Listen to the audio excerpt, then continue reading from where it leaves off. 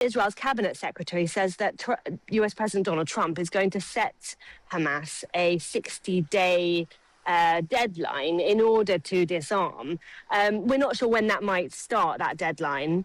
There's a conference coming up in Washington, D.C. on Thursday where Trump's set to announce large billions of dollars of funding.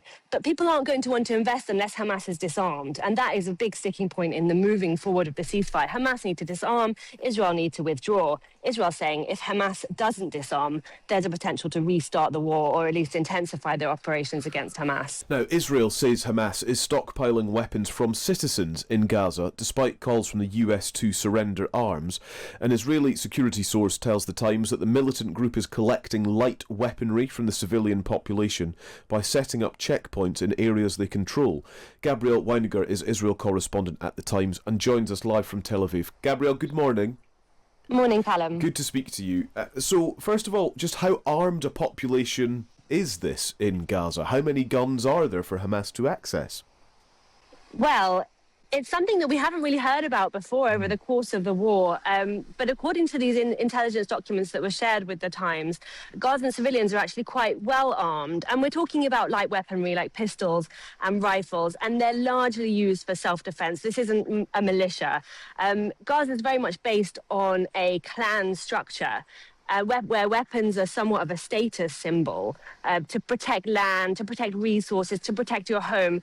And particularly over the last 2 years of war, the chaos and lawlessness has meant that if you have a weapon, you have a way to protect your family. Weapons are strength. And that's why we also saw the creation of several militias who came up against Hamas. Not only the Abu Shabab militia, who are supported by Israel, but also clans like the Dogmush clan and the Heles clan, who are somewhat of an opposition to Hamas. So all of these light weapons are almost being stockpiled by the Sunni militia to create a proxy arsenal, if you like, and hand over some light weapons, in order to keep the weapons that they currently have. The Israeli intelligence estimate that Hamas have up to 60 to 90,000 light weapons. That's not including the heavy weaponry like anti-tank missiles. It's mainly RPGs, rifles, AK-47s, and some makeshift Carlo submachine guns. So they want to hand over something before they are forced to disarm. We also heard this morning that Israel's cabinet secretary says that US President Donald Trump is going to set Hamas a 60-day deadline in order to disarm. We're not sure when that might start, that deadline.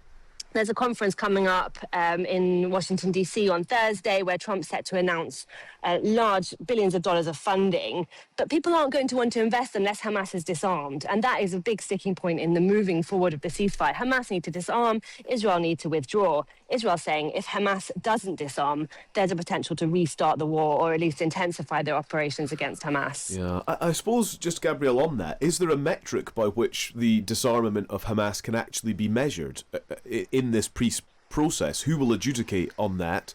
Will they, in theory, be allowed to keep any sort of weaponry at that point? Well, there was a report that Hamas could keep their light weaponry, but that was very quickly quelled also by the Nicholas Madlenov, who is the head of the Gaza transitional government that's supposed to be dispatched to the ground and foresee a transitional government. That includes a Palestinian technocrat government that will oversee different ministries like agriculture and economy, as well as a larger board of peace, which we've heard a lot about. And there's also supposed to be the International Security Forces, which the ISF, the Stabilization Forces, who are supposed to be composed of multinational armies who won't likely enforce the ceasefire by force. We heard Indonesia saying they will send troops, but they're not going to enforce the ceasefire by force. It will be quite similar to what we saw in Lebanon with the UN there and UNIFIL enforcing the ceasefire and making sure that Hezbollah doesn't arm, Hezbollah doesn't come to the border. Wasn't super successful, as we saw with the last war. Yeah. But that's what's supposed to happen. They're supposed to hand over their weapons to these transitional bodies. Gabrielle, it's always good to speak to you. Thank you very much. Thanks for joining us. That is Gabrielle Weiniger, Israel correspondent at The Times. So the Board of Peace, President Trump's Board of Peace, meets in Washington on Thursday. We will see what emerges from that.